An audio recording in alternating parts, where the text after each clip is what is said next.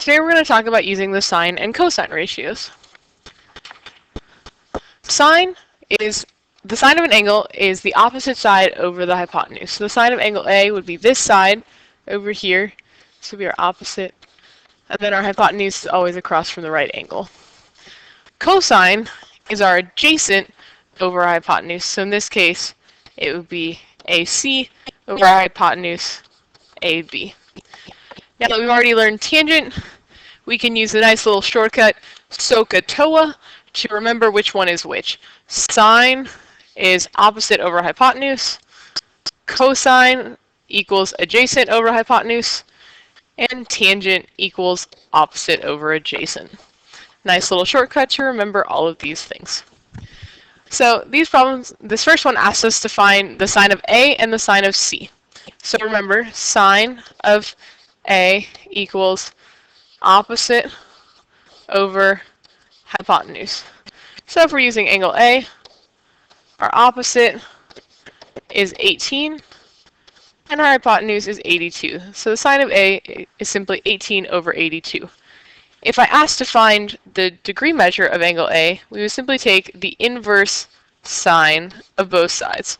So A equals the inverse sine of 18 over 82, which we can simply do on our calculator with second sine, and we get roughly 12.7 degrees. Now the sine of angle B, or pardon me, angle C, equals our opposite of our C is 80 over our hypotenuse, which is 82. Once again, we could take the inverse sine of that. We could also do 90 minus 12.7, so that angle C equals 77.3 degrees. Over here, we're asked to find our cosine of angle A and angle B. So remember, cosine equals adjacent over hypotenuse. That would be the c of our SOHCAHTOA. So the cosine of A equals our adjacent, which would be 15, over our hypotenuse, which is 17. Once again, we could find angle A by taking the inverse cosine of both sides. The inverse cosine of 15 over 17 is roughly 28.1 degrees. The cosine of angle B, once again, our adjacent side this time is going to be 8. Our hypotenuse is still 17, so that would be our cosine of B. We can figure out angle B by subtracting from 90 or by doing the inverse cosine of 8/17, and our answer is 61.9 degrees. Okay, brief little aside over here.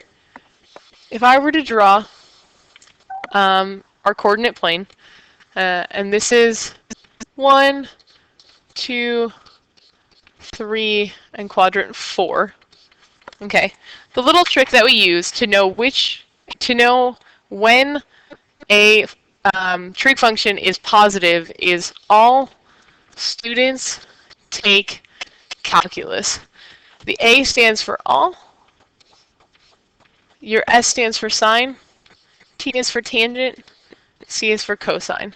So depending on which quadrant you're in, if you're in quadrant 2, the only trig function that's positive is sine. If you're in quadrant 3, the only trig function that's positive is tangent. If you're in quadrant 4, the only trig function that's positive is cosine, and in quadrant 1, they are all positive. So this first question asks, says the sine theta of 5 over 12. The sine of theta equals 5 over 12. So what's the tangent of theta in quadrant 2? So in quadrant 2, we know that the only one that's positive is sine, which means we know that the answer is going to be negative. So we're going to leave that there. Alright, so we're going to draw a right triangle. We're going to make this angle theta. So the sine of theta is 5 over 12. Remember, sine is opposite over hypotenuse. So we know that our opposite is 5, and our hypotenuse is 12. We can do a little bit of Pythagorean Theorem here in order to figure out what our adjacent side is, because we're going to need that since tangent is opposite over adjacent. So 5 squared plus b squared equals 12 squared. So we've got 25 plus b squared equals 144. So b squared equals 119. We can square root both sides. B equals the square root of 119.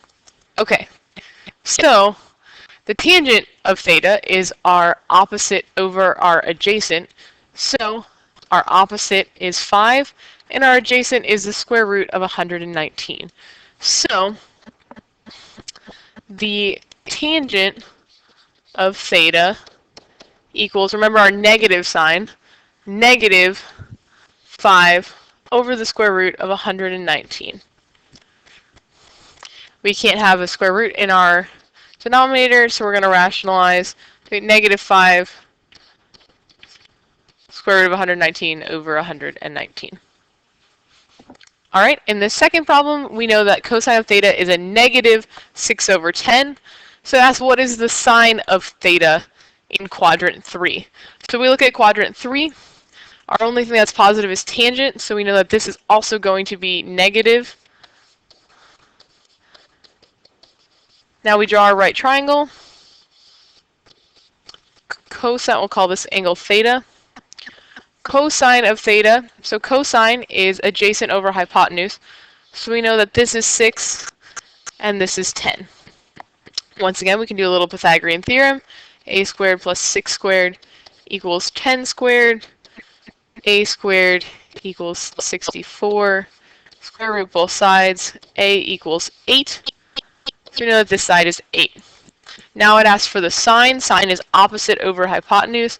So the sine of theta, once again, remember we know it's negative because it's in quadrant 3, is equal to 8 over 10.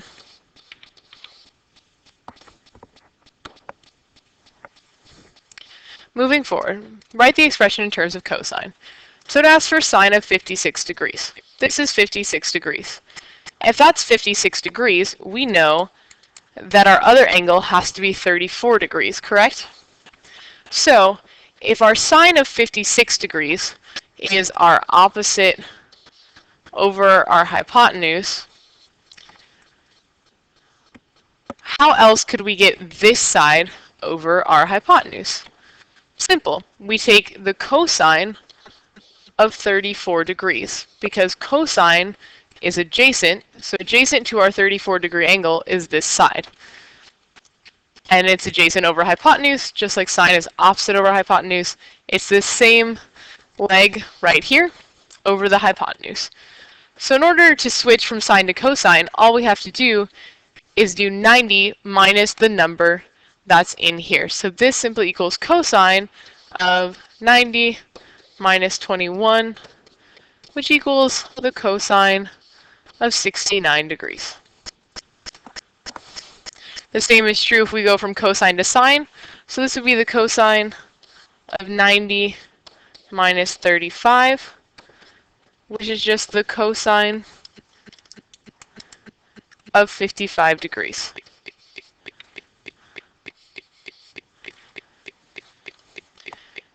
I'm sorry, not the cosine. We're switching from cosine to sine. This would be the sine at 55 degrees. So this would just be the sine of 90 minus 8, which is simply 82. Everybody okay with that? All right, moving on. Find the values of x and y and round your answers to the nearest tenth. So we're looking for the hypotenuse and the opposite side. So we're given the adjacent side to the angle that we're given. So let's start with cosine. So the cosine of 40 degrees equals our adjacent, which is 8, over our hypotenuse x. Remember to solve for x. We're going to multiply both sides by x, and then divide by cosine of 40 degrees.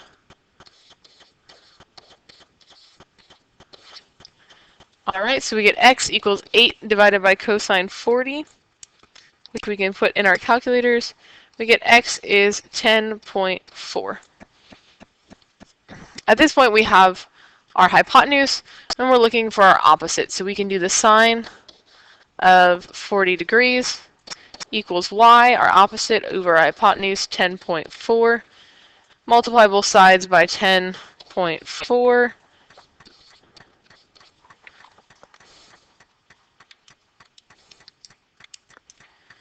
We get 6.7 equals y.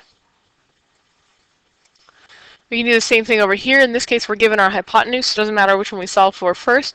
So let's do the sine. So the sine of 72 degrees equals our opposite, which is x over 3. So we multiply 3 times the sine of 72.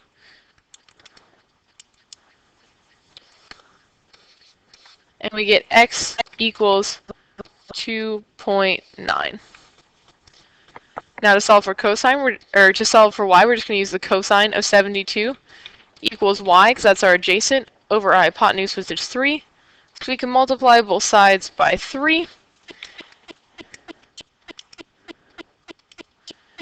And we get y equals 0.9. Last slide. So we have the angle of depression is 11 degrees from the bottom of a boat to a deep sea diver. Once again, the angle of depression would be this angle right here. This small angle from the sea level down to where the diver is 11 degrees. He is 120 feet deep. It asks to find the distance the diver must swim up to the boat to the nearest foot. So we have our angle, and we have what's opposite our angle, and we're looking for our hypotenuse. So we're going to use sine, because that's the opposite of our hypotenuse. So sine of 11 degrees equals our opposite, which is 120, over our hypotenuse is x. Multiply both sides by x, we get x times the sine of 11 degrees equals 120. Now we're going to divide both sides by sine of 11 degrees. 120 divided by the sine of 11 equals 620, let's see, it says to the nearest foot, so 629 feet.